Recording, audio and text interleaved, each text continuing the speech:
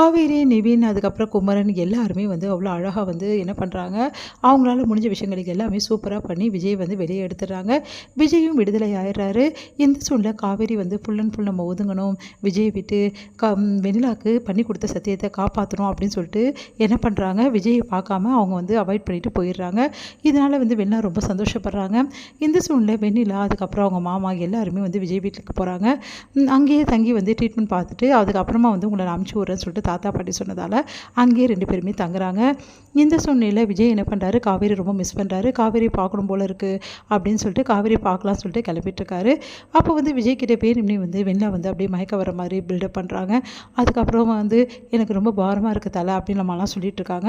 அதெல்லாம் பார்த்து விஜய் கவலைப்படாத வெண்ணிலா, சீக்கிரமாக சரியாயிடும் சொல்லிட்டு டாக்டராக வர வச்சு பார்த்துட்ருக்காரு.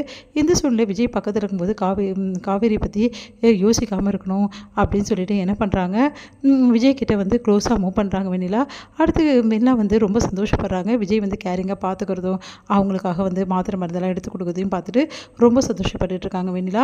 அடுத்து வெண்ணிலா சொல்கிறாங்க, விஜய் காலம் ஃபுல்லாக இப்படி என் கூட இருப்பியா, உன் கூடவே நான் இருக்க முடியுமான்னு கேட்குறாங்க. அதை கேட்டு விஜய் அதிர்ச்சி அடைகிறாரு. நீ என்ன சொல்கிற வெண்ணிலா, ஏன் இப்படி பேசுகிற அப்படின்றாரு. இங்கே பாரு, உன் கூட நான் காலம் ஃபுல்லாக இருக்கணும்னு ஆசைப்பட்றேன், இந்த மாதிரி என் கூட நீ இருக்க முடியுமா அப்படின்னு சொல்லிட்டு கேட்குறாங்க. அதை கேட்டுட்டு விஜய் இங்கே பாரு வெண்ணிலா, உங்ககிட்ட நான் அப்படிலாம் இருக்க முடியாது. இப்போ கூட உனக்கு நான் ஹெல்ப் பண்ணுறது எல்லாமே பரிதாபத்தால் தான் ஹெல்ப் பண்ணுறேன். உன் மேலே இருக்கிறது கரிசனை மட்டும்தான் எனக்கு. உனக்கே தெரியும், எனக்கு கல்யாணம் ஆகிடுச்சு, எனக்கு காவேரி இருக்கா, எப்போ பார்த்தாலும் கல்யாணம் ஆகிடுச்சு சொல்லிகிட்டே இருப்பியா, டென்ஷன் ஆகிறாங்க. நீ ரொம்ப டென்ஷன் ஆகாத, உனக்கு உடம்பு சரியில்லை, ஏன் டென்ஷன் ஆகிற அப்படின்னு சொல்லிட்டு கேட்குறாரு. இங்கே பாரு வெண்ணிலா, ஏற்கனவே உங்ககிட்ட நான் ஆல்ரெடி எல்லா விஷயத்தையும் பற்றி பேசுகிறேன். நமக்குள்ளே நிறைய பிரச்சனைகள் வந்துடுச்சு. அதுக்கப்புறம் நானும் உங்ககிட்ட எல்லாத்தையும் நான் சொல்லிட்டேன். அப்போ கூட மறுபடியும் இப்படி பேசினா என்ன அர்த்தம், நீ இன்னும் கூட திருந்தலையா அப்படி சொல்லிட்டு கேட்குறாரு. நீ தான் திருந்தலை விஜய், கொஞ்சம் கூட திருந்தலை. காவேரி உன்னை அவாய்ட் பண்ணிட்டு போயிருக்காளே, இப்போ வரைக்கும் உன்னை பார்க்க வரலையா, அதுக்கு என்ன காரணம்னு உனக்கு தெரியுமா அப்படி சொல்லிட்டு கேட்குறாங்க. அதை கேட்டு என்ன காரணம், காவேரி வீட்டில் பிரச்சனையாக இருக்கும், அவள் இவ்வளோ தூரம் எனக்கு ஹெல்ப் பண்ணி உன்னையும் கூட்டின்னு வச்சு சாட்சி சொல்ல வச்சு என்னை வெளியே எடுத்திருக்கா. இந்த பண்ண காவேரி என்னை பார்க்க வரலன்னா என்ன அர்த்தம், அவங்க வீட்டில் ஏதோ ப்ராப்ளம்னு நான் புரிஞ்சுப்பேன். என் பொண்டாட்டியை பற்றி எனக்கு தெரியும், அதனால் என் பொண்டாட்டியை பற்றி நீ பேச வேணாம் அப்படின்றாரு. ஏன் இப்படிலாம் புரிஞ்சுக்காமல் பேசிகிட்டு இருக்க, காவேரி என்ன பண்ணா தெரியுமா, உன்னை எனக்கு விட்டு கொடுத்துட்டா அப்படின்னு அதிர்ஷ்டியில் நீ என்ன சொல்கிற அப்படின்னு. ஆமாம் காவேரி, நீ உண்மையை சொன்னால் நான் விஜய் விட்டு விலகிடுறேன் அப்படி சொல்லிட்டு எனக்கு சத்தியம் பண்ணி கொடுத்துருக்கா அப்படின்னு பயங்கரமாக அதிர்ஷ்டிறார் விஜய். என்ன நடக்குதுங்க, என்ன கேட்காம எப்படி அவள் சத்தியம் பண்ணி கொடுக்கலாம், அதை நீ அவகிட்ட தான் கேட்கணும். அவள் அப்படி சத்தியம் பண்ணி கொடுத்ததால் தான் இப்போ நான் உங்ககிட்ட இப்படி பேசிகிட்டு இருக்கேன், இல்லைனா நான் உங்ககிட்ட பேச வேண்டிய அவசியமே கிடையாது அப்படின்றாங்க. அவள் விட்டு கொடுத்துட்டு போயிட்டாள், ஏன் காவேரி அப்படிலாம் பண்ணியிருக்க மாட்டா, சொன்னால் புரிஞ்சுக்கோ.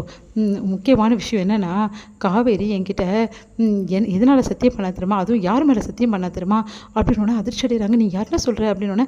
அவள் குழந்தை மேலே சத்தியம் பண்ணியிருக்கா, அதுவும் அவள் வயிற்றில் வச்சு சத்தியம் பண்ணியிருக்கா அப்படின்னு பயங்கரமாக அதிர்ச்சி ஆகுது விஜய். விஷயால் தாங்கிக்க மூலம் மயக்கமே வருது விஜய்க்கு. என்ன சொல்கிற, காவேரியே இப்படி பண்ணா, ஏன்னா காவேரிக்கு உனக்கு பிரச்சனை வரக்கூடாதுன்னு அவள் நினைக்கிறா, அதனால தான் அப்படி பண்ணா அப்படின்னு பயங்கரமாக அழறாரு. ஏன் காவேரி இப்படி பண்ணேன்னு அழறாரு. இங்கே பாரு விஜய், காவேரி ஒதுங்கிட்டால, அப்புறம் உனக்கு என்ன பிரச்சனை விஜய், என்னை ஏற்றுக்கலாம்ல அப்படின்னு செம்மையாக டென்ஷன் ஆகிறார் விஜய். நீ எல்லாம் ஒரு பொண்ணா இப்படி பேசுகிற, அவள் என் மேலே எவ்வளோ காதல் வச்சுருந்தா, என்னையே விட்டு கொடுக்க யோசிச்சிருப்பா. எந்த பொண்டாட்டியும் புருஷனை விட்டு கொடுக்க மாட்டா, அவள் விட்டு கொடுக்க யோசிச்சிருக்கான்னா என் மேலே எவ்வளோ அன்பு வச்சிருக்கா, நீ புரிஞ்சிக்க மாட்டியா, ஏன் இவங்களா நீ இப்படி சுயநலமாகவே இருக்க, உன்னோட ஃபியூச்சர் தான் உனக்கு முக்கியம் இல்லை, உன்னை பொறுத்தவரைக்கும் உன்னோட வேலை ஆயிடணும், அதான் முக்கியம் இல்லை, என் பிள்ளையை விட்டு நான் பிரியறது உனக்கு முக்கியம் தெரியலையா அப்படின்னு அப்படியே அதிர்ச்சியாக பார்க்குறாங்க. காவேரி பார்த்துல அவளை பற்றி அவள் யோசிச்சதே கிடையாது. எப்போவுமே அவங்க வீட்டை பற்றி யோசிப்பா, நான் நல்லா இருக்கணும்னு யோசிப்பா. இப்போவும் அதை தான் அவள் பண்ணியிருக்கா. ஆனால் நீ கொஞ்சம் கூட கருணையே இல்லாமல் இப்படி நடந்துக்கிற, உனக்கு சுயநலமாக இருக்க தெரியுமா வெண்ணிலா அப்படின்னு அப்படியே அதிர்ச்சி. அப்புறம் விஜய் அப்படின்னு சொல்கிறாங்க, எப்படி வெண்ணிலா உன்னால் இப்படி இருக்க முடிஞ்சது, ஒரு குழந்தைக்கு அப்பா அம்மா 2 பேருமே வேணும், அம்மா மட்டும் இருந்தால் போதுமா, உன் அப்பா அம்மா இப்போ உன் கண்ணு முன்னாடியே போயிட்டாங்களே, உனக்கு எவ்வளோ வருத்தமாக இருக்குது, அவங்க மிஸ் பண்ணலையா நீ அப்படின்னு. ஆமாம் விஜய் மிஸ் பண்ணுறேன், அப்புறம் ஏன் இப்படிலாம் நான் நினைக்கிறேன், நான் சின்ன குழந்தையிலேருந்து அப்பா அம்மா இல்லாமல் எப்படி வளர்ந்துருக்கேன்னு உனக்கு தெரியும்ல, ஏன் குழந்தையும் அப்படி இருக்கணும்னு நீ நினைக்கிறியா அப்படின்னு அதிர்ச்சி அடைகிறாங்க வெண்ணிலா. இதை கேட்டு